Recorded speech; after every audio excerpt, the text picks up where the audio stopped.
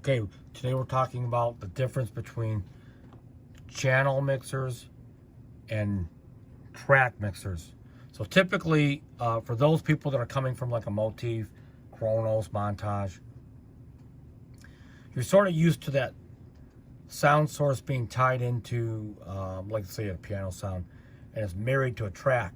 And that track, you have a one-to-one relationship, and it's very linear to think like that. And it makes a lot of sense. Well, when you get into the MPC,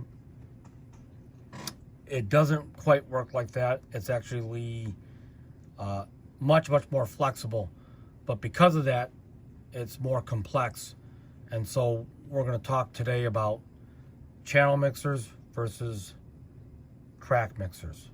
So the way I like to look at it is channel mixers is governed by the output of the source of sound. So the source of sounds being you have 6 different sources of sounds: pad group instruments, plugins, key group instruments, clips, control voltage, of course MIDI, external MIDI, like let's say you had a Phantom or some kind of external module, whatever.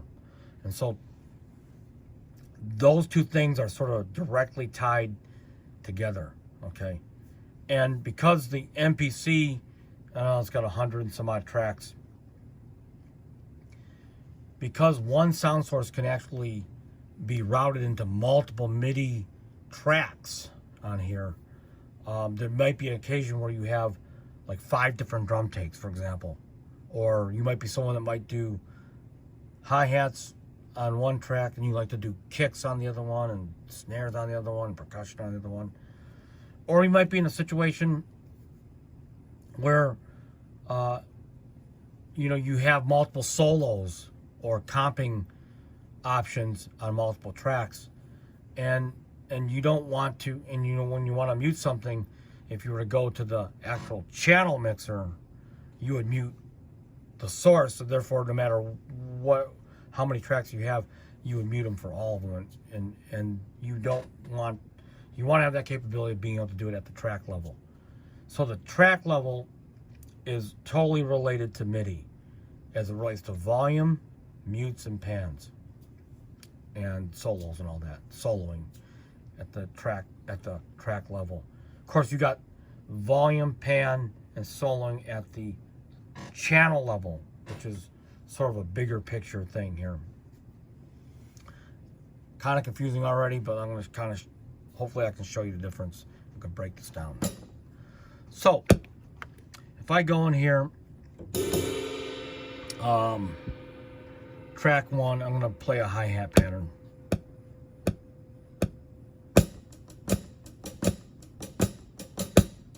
Okay. Now, if I go to the actual channel mixer, okay, and I change the volume of this here, it acts as expected. Now, if I go and create another channel, like kick and snare, a track,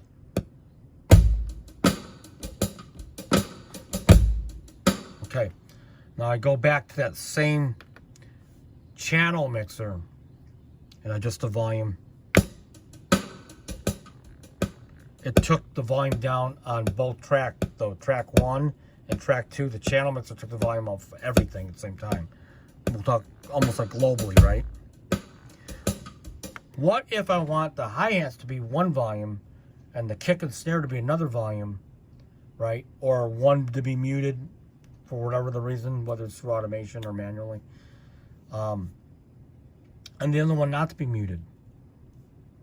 If I do it at the channel level, it's going to mute everything as the signal gets routed right from the sound source into the channel mixer. So what we're going to do is we're going to address it at the track level. And so the track level is almost like a second mixer. So let's go. Track is signified by these little bars, okay? And so we're going to look at it. I'm going to look at it like this because it's easier to see, visualize, when you can see everything at one time. So let's still take a look at this again. Let's say I just want to adjust the volume of the hi-hats. So you can or the kick and snare, I mean.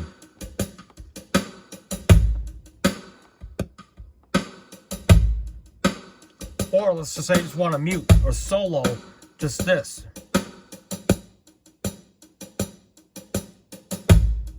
Mute. Okay. Now how is this actually possible?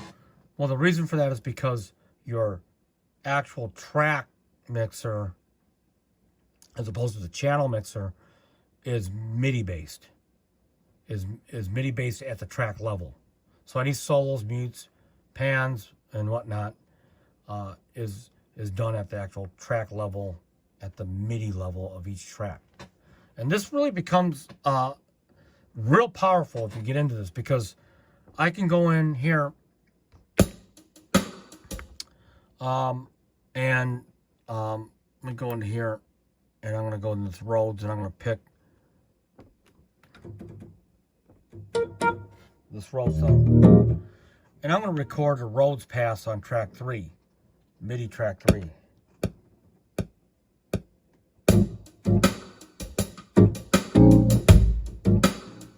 Now, what if I wanted to have like a different version of that, and I'm going to use that same plugin, the same source. So I'm going to call this Rhodes 2.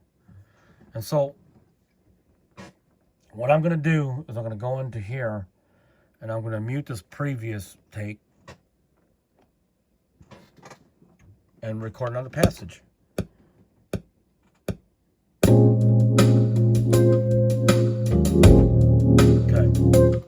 record that.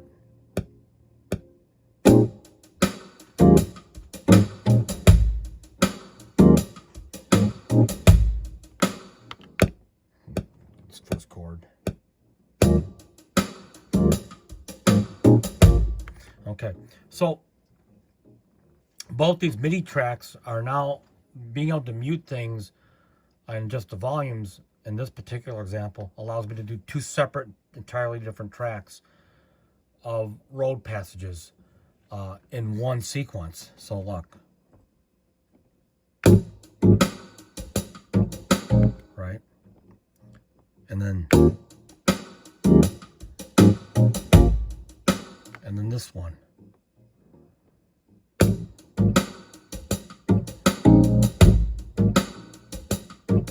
And it's kind of handy because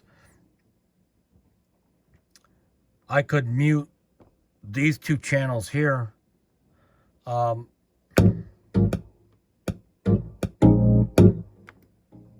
I'm doing it all at the track level mixer, playing around with these, and it becomes more relevant depending on how you work when you're doing multiple sequences in a song where you have like section A, section B, or think about this, you could have sequence 1 like be a full song, 190 measure or 100 bars, and then sequence 2 be entirely another section, but you want to have automation, different volumes coming from the same sound sources I'm talking about, and then be able to affect one sequence without having to affect another entirely different sequence while using the same sound sources shared by sequence 1 and 2. So hopefully this gives you an idea of how you would want to work.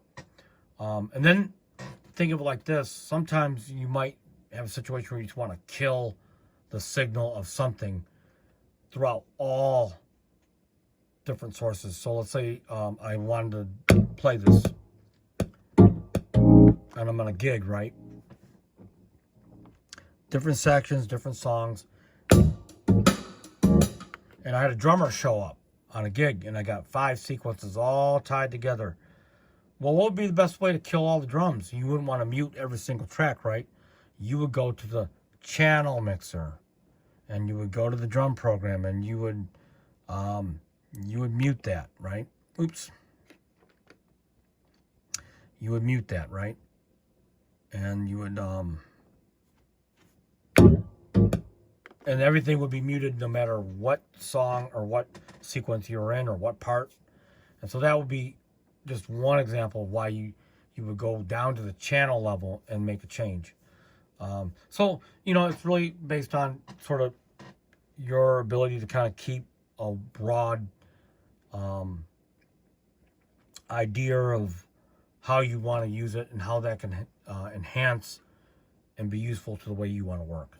So I hope this video that you got something out of it, and please leave any questions or comments. Until next time, of course, peace out.